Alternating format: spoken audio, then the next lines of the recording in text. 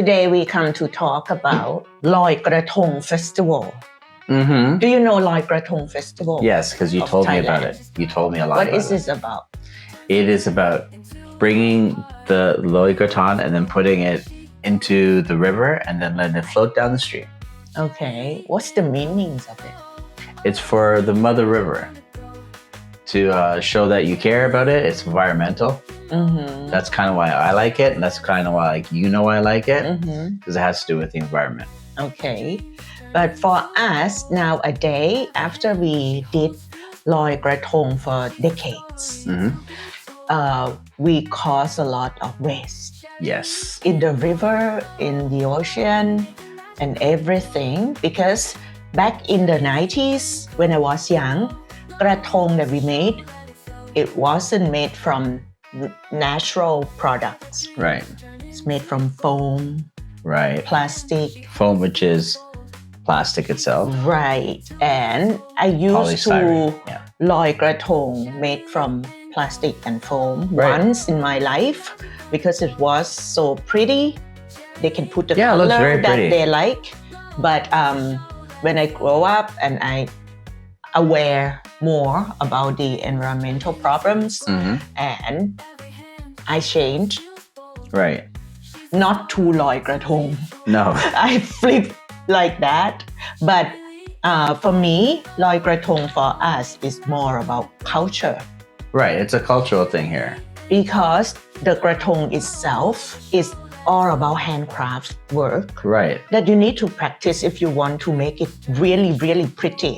And you explained to me earlier on that saying even though I did it, was it 2 years ago? We made our own.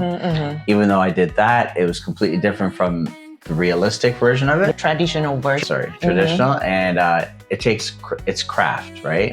Yes. It's real craft, and Yes. it's probably, unfortunately, keeping tradition a lot of time requires sacrifice, and not a lot of people are doing it as much as they used to, Yeah. building it from scratch. So it is kind of like a lost art form in essence, too. So my idea about keeping ลอยกระทง culture festival to go on for our younger generation to understand it, I think for my idea, you can keep send through or pass through the skills of making the really traditional pretty กระทง Yeah. to the young children. It's the same thing you set up the bouquet Right. forest work. Yeah. Yeah, and it's not that easy. It's take Takes concentration, take effort, Knowledge. and be patient until it's done and it's really pretty. It's like it's like the flowers. The flowers are. It sounds silly, but they're very pretty. But at the same time, it's not that much effort. No, there's a little bit of effort. It's sewing. It's this and that. Yeah, And so and forth. for this part, you can use วันกระทง for the whole group of friends Right. to do ลอยกระทง. But my suggestion is just ลอยกระทง in the closed water area. Like a swimming pool or like a swimming pool, the pond in the park that the staff can access to clean the Okay. space. Yeah, but it's still a lot. So if you don't want to practice the art craft, you can still learning something else about ลอยกระทง. Actually, back then, I didn't like the idea of นางนพมาศ competition, which is like beauty pageant competition. But for loi gratans? Yeah, That's because kinda we have the story about นางนพมาศ is a name of the ladies who create กระทง and she's so pretty. Yeah. So Thai people just take this idea to do like the child beauty pageant or the young ladies beauty pageant and wearing Thai outfit. But in the same time, for now, I value the Thai outfit. Yeah, they're very pretty. We call ชุดไทย. So on นางนพมาศ competitor can wearing the different type of Thai outfit Right. for being the example for the younger generation to learn about Thai outfit and the young children can learn through the competition because the ladies has to walk on the catwalk and it's like a showcase, like a fashion show, and people can learn from the real people who being the model. Right. I think also you're talking about teaching them and this not keeping the culture and tradition alive. I think it's also a good point that you mentioned earlier about keeping it in a close space. You talk about the environment a bit more too, like the fact that we don't burn down. We go through, how much we go through a year in waste for plastic for even? Do you have any idea? Yeah. 400 million tons. And that equates, which means that equals for you and me and for the camera guy, Chow Boy, and even you out there, you guys waste your whole body every single year in plastic. That's from almost 50% of that is single-use plastic. So we get the Louis Vuittons, we went and we put them in the pond or the river and we float and they go down, they disappear. One-time use, right? And I think also adding in the fact that it is plastic, we're getting more use out of you than you think. But like even that is a good thing to add to that idea. And I just found the new idea like last year that they use the recycled plastic. Yes, you showed me that. To put in the mold of gratong shape. Right. And they rent it for a few hours, just for a few hours. Yeah. People just pay for renting the plastic, recycled plastic gratong and floating in the closed system of swimming pool. Right, and just bring it back and return and rotate for the people, new people come, just rent. And even those guys could explain, hey, it's got a price on it, but it's cheap enough where you can rent it for a few hours or whatever, or for a day or whatever it may be. And then you go, hey, this is why we're doing this, why it's recycled and so forth, why we want you to put it in this type of space, a pool, a pond, stuff like that, where you can fish it out and stuff like that. I think that's a good idea. And because Loi Gratong is all about the idea of feeling thankful for the Mother Earth, the river, the water resources that we use them for our entire life. Once a year, we remind ourselves to be aware of the environmental problem. So do you have the idea to give to the audience for daily life to take action to say thank you for the Mother Earth? Well, you could start with it sounds like a lot, and it is a little bit, but once you get used to it, it's just learning to separate. For instance, plastic here is something we're keeping, but you have plastic bottles like you have over there and so forth, and that has many different things with it, but you can separate the plastics from different plastics.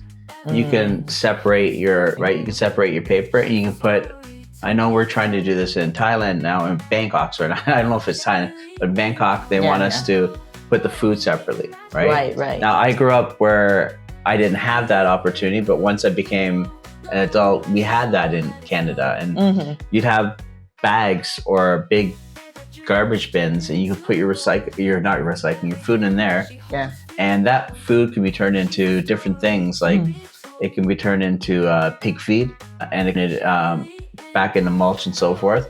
So different things you can do with it, and I think for a guy who likes that type of stuff, I wish we did more of it here. Truly, we did our best, and it's very hard to find places to bring the bottles. Like everyone's got Coke bottles, everyone's got Amazon. Not calling them out or anything like that, but we have actually Amazon has that program.